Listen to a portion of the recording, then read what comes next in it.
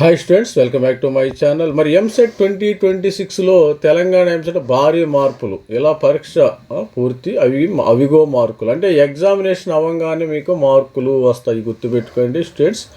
Examination అయిన ఇమ్మీడియట్గా మార్కులు ఇస్తానికి ఈసారి ఎఫ్సెట్ వాళ్ళు మార్పులు చేయరు. ఎఫ్సెట్ పీజీ సెట్లు ఈసారి వినూత్న మార్పులు.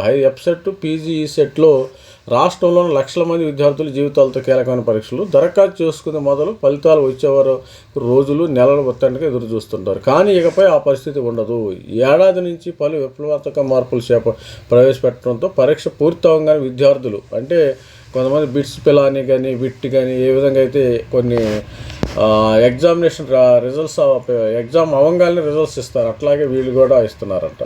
ఎన్ని మార్కులు వచ్చాయో తెలుసుకోవచ్చు, ఎంత ర్యాంక్ వస్తుందో అంచనా వేసుకోవచ్చు. ఈ ఏడాది నుంచి ఈ విధానం అమలు చేయాలని అధికారులు నిర్ణయించారు. జేఎన్టీహెచ్లో శుక్రవారం జరిగిన ఉమ్మడి ప్రవేశ పరీక్షల సెట్ కమిటీ సమావేశాల్లో చర్చించి పలు వినూత్న సంస్కరణలు అమలుకు ఆమోదం తెలిపారు. కంప్యూటర్ బేస్డ్ టెస్ట్గా పిలిచి ఆన్లైన్ పరీక్షా సమయం ముగియగానే విద్యార్థి ఏం చేయకుండానే కంప్యూటర్ ఆగిపోతుంది. తెరపై ప్రశ్నపత్రం కనిపించదు. సబ్జెక్టుల వారీగా ఎన్ని ప్రశ్నలకు సరైన సమాధానం గుర్తించారు. ప్రాథమిక ఆధారంగా మొత్తం ఎన్ని మార్కులు వచ్చాయో కంప్యూటర్ స్క్రీన్పై కనిపిస్తాయి. తుది ర్యాంకు మాత్రం చివరి కీతో పాటు పలు విడతలకు ఆన్లైన్ పరీక్షలు జరుగుతున్నందున నార్మలైజేషన్ విధానము అమలు చేస్తారు. ఎందుకంటే ఆ రోజు పరీక్షలు ఆ షిఫ్ట్లో ఎన్ని మార్క్స్ వస్తున్నాయో తెలుస్తాయమ్మా. ఇప్పుడు ఆ రోజు షిఫ్ట్ అయింది, ఆ రోజు మనకి మే 11, 12 తారీఖు అవుతుంది. అదే షిఫ్ట్, ఆ షిఫ్ట్లో మీకు స్టూడెంట్స్కి 160 మార్కులకి 160 మార్కులకి ఎన్ని మార్కులు వచ్చినాయి, 100 మార్కులు వచ్చినాయా, 120 మార్క్స్ వచ్చినాయా, 130 మార్క్స్ వచ్చినాయా అప్పుడే చెప్పేస్తారు. ఇబ్బంది ఏముండదు. తర్వాత నార్మల్ అంటే మీకు ఒక ఐడియా వస్తుంది, నేను ఎగ్జామినేషన్ బాగా రాయలేదా అనేది స్టూడెంట్స్కి ఒక ఐడియా రావచ్చు. తర్వాత చూసినట్టయితే సెట్ కమిటీ సమావేశం సమగ్రంగా చర్చించి విద్యార్థులు సౌకర్యంగా వేగవంతంగా ప్రయోజనకరంగా ఉండేలా పలు నిర్ణయాలు తీసుకున్నారు. పరీక్ష ముగిసిన వెంటనే స్కోర్ తెలుసుకునే విధానంగా జీమాట్, జిఆర్ఈ, బిట్సాట్లో ఉంది. ఎన్ని మార్కులకు ఎంత ర్యాంక్ వస్తుందో ఒక అంచనా ఏర్పడడం విద్యార్థులకు ఫలితాల వరకు ఆగకుండా తమ భవిష్యత్తు ప్రణాళికను ఇది కూడా మంచి ఆలోచనేనమ్మా. సపోజు మనకి 160 మార్కులకు ఉంది ఎంసెట్. సపోజ్ నాకు 10 మార్కులే వస్తున్నాయి, నాకు 10 మార్కులకి మంచి సీట్ రాదు కదా, అప్పుడు నేనేం చేస్తాను, ఏ డీమ్డ్కో వెళ్ళిపోతా.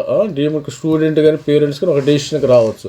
సపోజ్ 160 మార్కులకి కనీసం నాకు 70 మార్కులు వస్తాయి, సరే మంచి కాలేజీలో రావచ్చు, రిజర్వేషన్ ఉంది మంచి కాలేజీలో రావచ్చు. సపోజ్ 160 మార్కులకు 100 మార్కులు వస్తున్నాయి, మంచి టాప్ 10 కాలేజీల్లో మరి సిబిఐటి కానీ, వాసవి కానీ, విఎన్ఆర్ కానీ, బీవీఆర్ఐటి కానీ, సివిఆర్ కానీ అలా మంచి కాలేజీలో వచ్చే అవకాశం ఉంటుంది సీటు.